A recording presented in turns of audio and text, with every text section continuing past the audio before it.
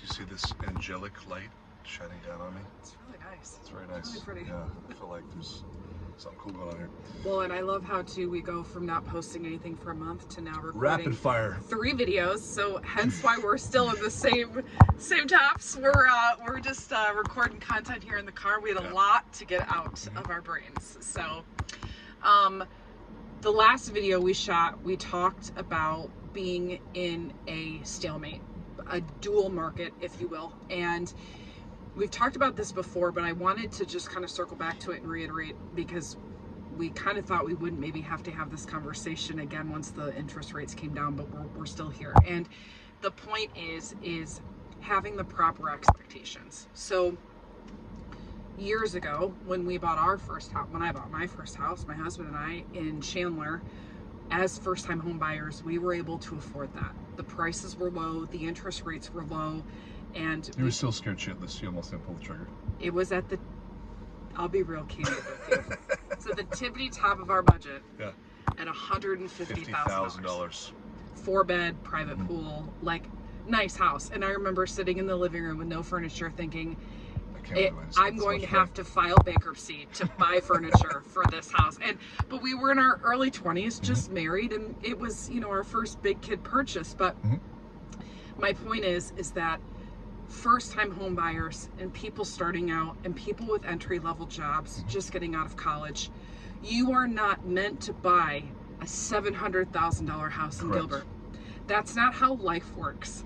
And you don't skip all the steps. you don't just towards the finish line. You don't just deserve that. And I know that sounds maybe callous and harsh, and it's not meant to, but you have to work your way up to that caliber of home. And the thing that sucks about what the Phoenix market has done is, because we've ramped in price so quickly, it has really created false expectations for people in what they should and should not be buying as first-time owners. Yeah, 100%. You know what I mean? Like, you know, step 1, step 2, step 3, right? So crawl, walk, 1, as we always say. You know, same thing with when I bought my place in California on Oceanside. You know, we bought a townhome, 3-bedroom, 2-bath townhome, $230,000 at the time. San Diego, $230,000. And you guys were probably nervous, like so scared. My mortgage, because I came in with an 80-20 loan, I didn't have to put anything down. 80% on the primary, 20% on the secondary. Bumped the price by $5,000, got our closing costs. Came in with $0 minus our home inspection and appraisal. That was awesome.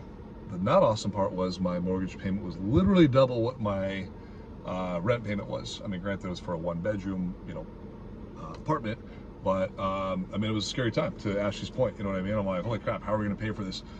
But taking those risks, calculated risk, we always say, taking those calculated risks got me the equity. I mean, in 19 months, we sold this property, and we came out to Chandler, and we clanked down 20% on a brand new house with new upgrades, and, you know, pool and hot tub wrapped in the mortgage back in the day when you could do that.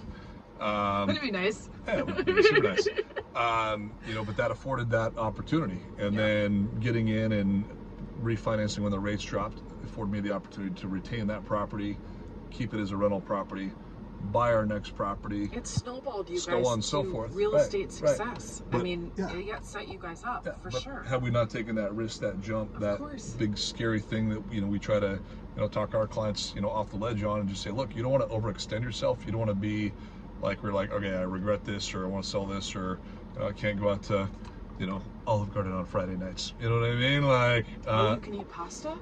It's happening right now, by the way. And salad. It's back. It is. But yeah, I mean, you don't want to do that, but like just taking those risks, you know, we were just before this video, we were talking about, you know, more or less your mortgage payment is a fixed cost. And if anything, it can only go down, especially now where the rates are right now. You know, put yourself in a refi position.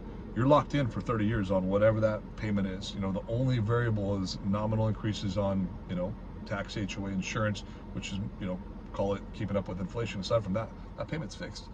Rent, not fixed. You know, no other payments are fixed. You know what I mean? Like that. So while it could be scary and a lot at that point in time, fast forward in 5 years, like, oh, this is easy. 10 years, oh, this is a bargain. 15, 20 years, you're like, I'm a real estate mogul. I'm the smartest man in the and world. when you're ready to Yeah. move, keep it as a rental Yeah. and put somebody in there. Yeah.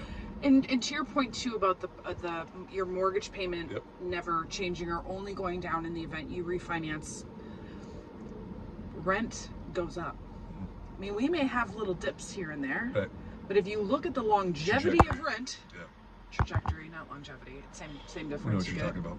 Yeah, I don't want to correct you. People are getting priced out Yeah. of those areas Yeah. that for a long time were affordable. Correct. So not only are people getting priced out when they go to buy a home, but they're getting priced out Rentals. for the rentals. That's crazy. I mean, Yeah. the rent prices here have gone just as crazy as the home prices. But to circle back to what I said in the beginning of this video, it's not like that in all areas. Right. So if you want to get in and not continuously be at the mercy of a landlord, look at some outskirt areas. Look at a condo or a townhouse. Mm-hmm. Instead of buying a house with a pool, get a house maybe without a pool. Community pool. Community pool. Yeah. Like there are so Yeah. many pockets of the valley Yeah. that are still Right. desirable Right. and affordable, that are not necessarily your Chandler Gilberts. Yeah. So it's all about perspective And sacrifice, temporary sacrifice. and it's a long-term game. How if I had $1 for every time you have said real estate is a get-rich slow game, Yeah. I wouldn't be on this video. I would True. be a gazillionaire. Yeah. But it's the truth, Yeah. and it's not meant to be quick gains. Like it has to be strategic. So if you want to get into a home, a property, and you want to get out of that rat race of renting, let us know, because we can definitely help you figure out a way where it makes sense for your immediate financial Yeah. goals and also long term. There's some smoking deals right now on some new builds. We got some clients under contract on some new builds, and I'm looking at the payments, and I'm looking at what they're getting, and I'm looking at what the builders are throwing in. And I'm like, man, we haven't seen this in ages, right? So, but yeah, I mean, now's the time. You know what I mean? I think we covered it. I think we did really good. I'm drawing blanks now. No, you're good. Okay, I'm good. All right, we're Thanks good. for joining us. And as always, if you want us to talk about something specific, hit us up. Let us know. Adios, muchachos. See ya.